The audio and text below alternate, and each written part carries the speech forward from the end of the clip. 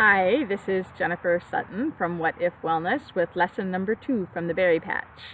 And lesson number 2 is a simple one. It is trusting that you're doing enough and that even when you are down on yourself about not doing enough, something might be happening that is proving later that you did enough, and that maybe you did something that you either didn't do something or you did something that led to an outcome that you never expected. So in my case, the berry patch that we're talking about, the lessons from this berry patch, are that I have been down on myself for years about not keeping up with the landscaping of this property.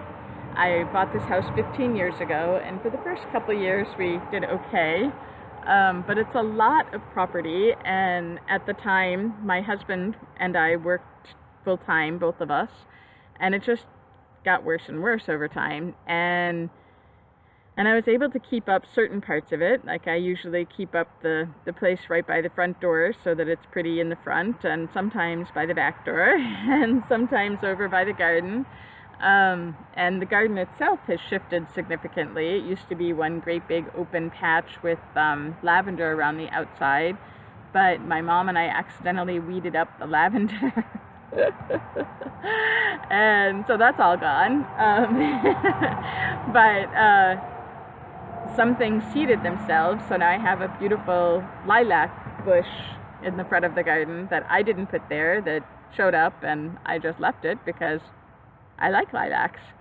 So things have changed, and sometimes I get down on myself about what I'm not getting done. Okay, a lot of the time I would get down on myself about what I'm not getting done.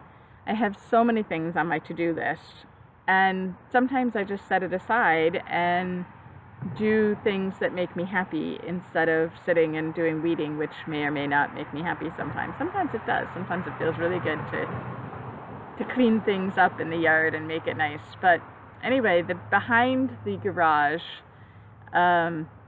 was a place that I almost never made it to because it's behind the garage. I don't even see it. And I hardly walk in the side yard. So I mostly focused any landscaping that I did get to was stuff that I saw every day.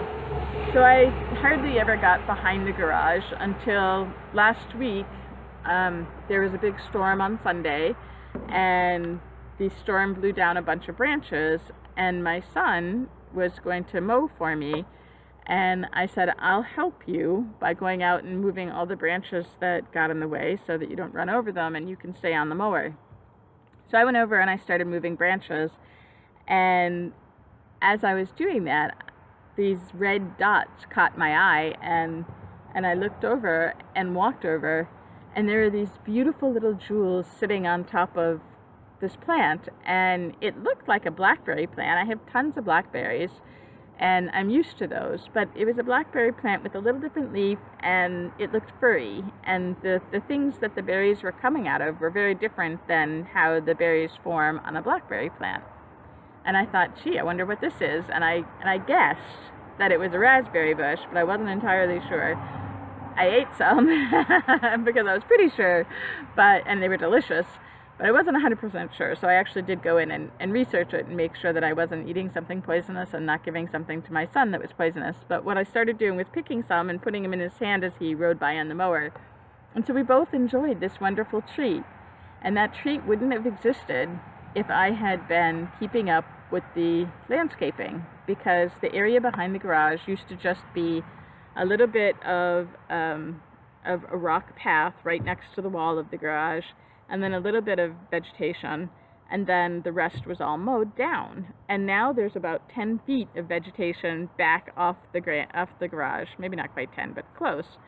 And it's all, not all, there are other things in there, but it's a huge berry bush patch, and I'm so grateful that I didn't get to it. I'm so grateful that I didn't meet my own expectations and pull all those weeds and mow that area, because now I have these beautiful, delicious jewels that I go pick every day I walk my dog behind the building. I've been walking him behind in the winter, but I hadn't been doing it much in the summer, but because the grass gets longer and there are ticks, so I generally have stayed out of it. But right after mowing, there are fewer ticks, so it's okay.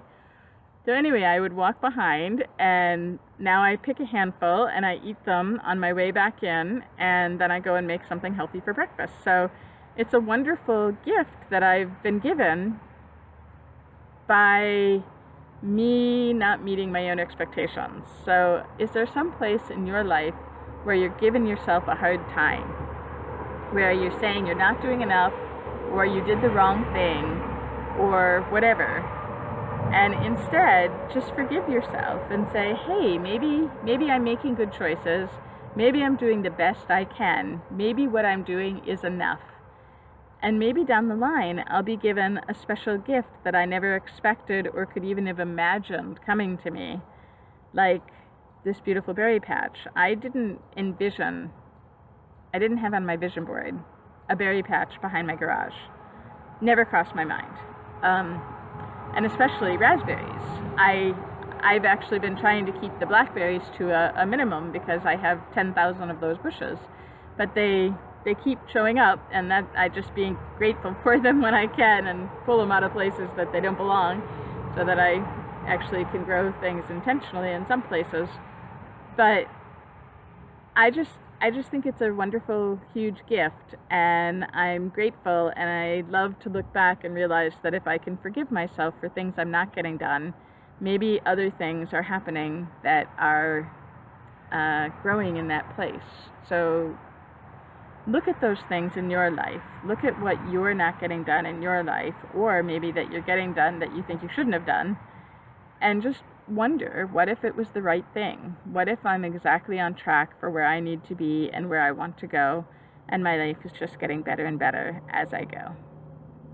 And if you want to send me a message about a time that happened for you, or a time that you'd like it to happen for you, if you need help creating a what if question to help you feel into that, please reach out. I'd be happy to share the adventure with you. So thank you for listening to Berry Lesson number 2, and I'll see you in lesson number 3. Take care.